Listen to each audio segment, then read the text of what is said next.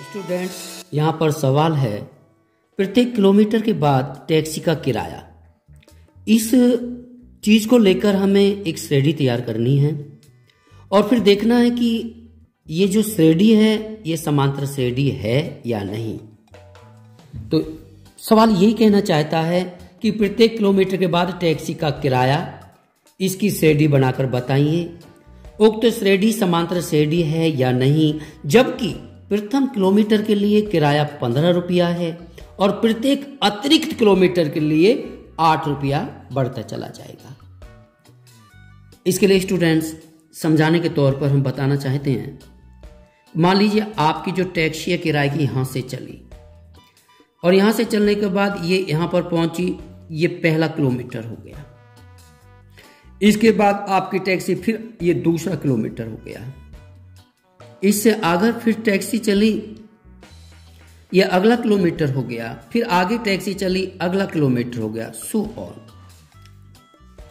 ये कहता है कि जब प्रथम किलोमीटर चले तो इसमें 15 रुपया किराया लगा प्रथम किलोमीटर चलने के लिए और इसके बाद प्रत्येक अतिरिक्त किलोमीटर के लिए किराया 8 रुपये का मतलब अतिरिक्त 8 रुपये लगे।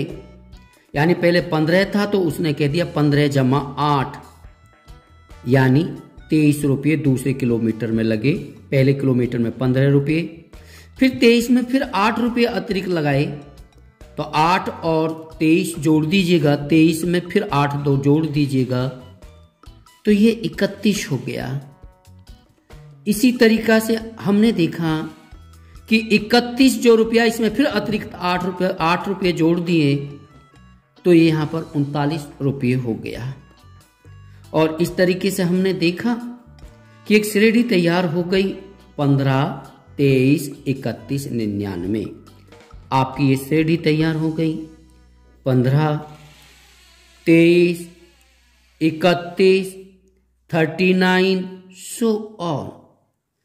अब हमको ये बताना है कि ये जो श्रेणी हमको प्राप्त हुई है ये श्रेणी समांतर श्रेणी है या नहीं। ये कैसे पता लगेगा? अगर हम प्रत्येक दो पदों के बीच दोनों पदों का अंतर निकालें, स्मॉल डी निकालें, तो 23 में से 15 घटा देंगे तो 8 आया।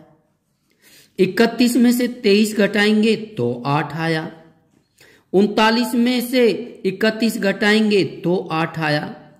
तो प्रत्येक अगले पद में से पिछला पद घटाने पर जो अंतर आ रहा है वो सेम है, एक जैसा है। और स्पष्ट कहा गया है कि अगर प्रत्येक दो पदों के बीच अंतर समान आ रहा है, यानी सार्व अंतर का मतलब सब में अंतर समान है, तो समांतर श्रेणी होगी। समांतर श्रेणी का मतलब है कि हर प्रत्येक दो पदों के बीच समान अंतर हो तभी वो समांतर श्रेणी होती है। तो स्टूडेंट्स यहाँ पे पता लग गया कि यह एक समांतर श्रेणी है। थैंक यू, धन्यवाद। डियर स्टूडेंट्स, आप मेरे चैनल को सब्सक्राइब, लाइक या शेयर आदि करें ना करें, पर आप लोगों से अपेक्षा रखता हूं कि आप मेरी वीडियोस को बहुत ही ध्यान से, बड़ी एकाग्रता से देखिएगा ताकि आप कुछ सीख सकें। अगर आपको मेरे वीडियो से लाभ होता है तो मेरे लिए यही सबसे ज़्यादा महत्व रखेगा। धन्यवाद।